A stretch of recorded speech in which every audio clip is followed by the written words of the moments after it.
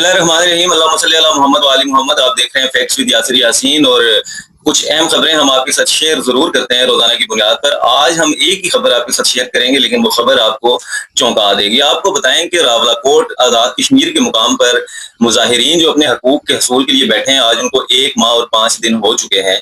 अब वो क्यों बैठे हुए हैं ये भी आपको बताएं कि वो बैठे हुए हैं हुक्मरानों और अशरफिया की नाजायज मराहत के खिलाफ, फंड्स की बंदरबांट के खिलाफ और करप्शन व लूट मार के खिलाफ। अगर उन लोगों को उनके फंड्स जो हैं वो जायज तरक्याती जगहों पर लग रहे हों, उनको बुनियादी सहूलियात मैसर हों, तो सवाल ही नहीं पैदा होता कि अवाम को इतनी बड़ी तादाद में बाहर निकाला जा सके। ऐसा ही कुछ मामला पेश आ रहा है खैबर पख्तूनख्वा में, जहां पाकिस्तान तहरीक इंसाफ की हुकूमत है। पाकिस्तान तहरीक इंसाफ की हुकूमत का ये तीसरा टर्म है। सबसे पहले परवेज खटक वहां पे वज़ीर आला रहे, महमूद खान वज़ीर आला रहे, फिर अली अमीन गंडापुर इसी असम्बली के पहले वज़ीर आला थे, और अब हैं जनाब सोहेल आफरीदी वज़ीर आला खैबर पख्तूनख्वा, जिनके बारे में ये कहा जाता है कि वो बुनियादी सियासी कारकुन है जी। वो इंसाफ स्टूडेंट फेडरेशन से आए और आज वो वज़ीर आला खैबर पख्तूनख्वा है।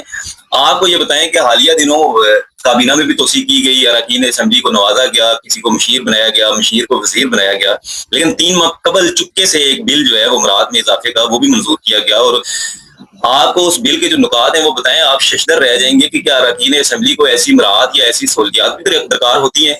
आप सुनते जाएं। अरकान और शरीक हयात के लिए जनाब ब्लू पासपोर्ट की वफाक से सिफारिश की जाएगी। अरकान असम्बली जो है उनको टोल टैक्सेस से इस्तिस्ना हासिल होगा। सरकारी रहायशगाहें जितनी भी हैं, चाहे वो रेस्ट हाउस हैं, सर्किट हाउस हैं, उसमें 3 दिन तक जो है अरकान असम्बली मुफ्त क़याम कर सकेंगे, जबकि गैर ममनुआ बोर के असला की जो लाइसेंस की तादाद है वो भी बढ़ाकर 8 कर दी गई है। उसके साथ आपको बताएं कि महकमा दाखिला जो है वो ए और बी कैटेगरी के तहत अरकान असम्बली को सिक्योरिटी फराहम करने का भी बंदोबस्त करेगा।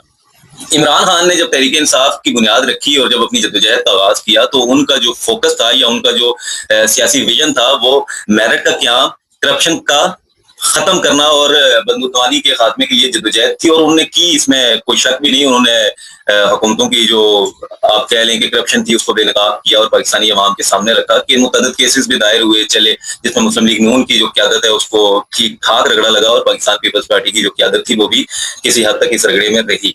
लेकिन आज तहरीक इंसाफ के नाम पर सूबे में कायम हुकूमत और इस हुकूमत के क़याम से अब तक अरबों के मालियाती स्कैंडल्स भी सामने आ चुके हैं, जिसमें कोहिस्तान स्कैंडल में सैकड़ों अरब की करप्शन जो है वो सामने आई थी, जिसकी तहकीकात जारी है और जिसमें कुछ रकम बरामद भी कर ली गई, कुछ रिकवर कर ली गई। उसके साथ सरकारी बैंक अकाउंट से जो थे वो पैसों का खुर्द-बुर्द था। उसके अलावा तरक्याती फंड्स जो थे उनमें भी खुर्द-बुर्द और करप्शन की खबरें सामने आती रही हैं। तो क्या तहरीक इंसाफ के जो बानी है उनके जेल में होने का अब क़यादत जो है, या सूबे की जो क़यादत है, या सूबे की जो काबीना है, वो ये फायदा उठाएगी कि वो करप्शन की भरमार करती जाएगी? पाकिस्तान तहरीक इंसाफ के कारकुनों को ये सोचना होगा। आज मुस्लिम लीग नून के जो वफाकी वजीर और मुशीर हैं वो भी इस बिल को लेकर काफी तनकीद के जो निश्तर हैं वो तहरीक इंसाफ पर बरसा रहे हैं, लेकिन अफसोस इस बात का है कि वो भी अपनी क़यादत और अपने गिरेबान में झांकने से कासिर हैं कि उनके अदवार में करप्शन की क्या क्या कहानियां रकम हुई।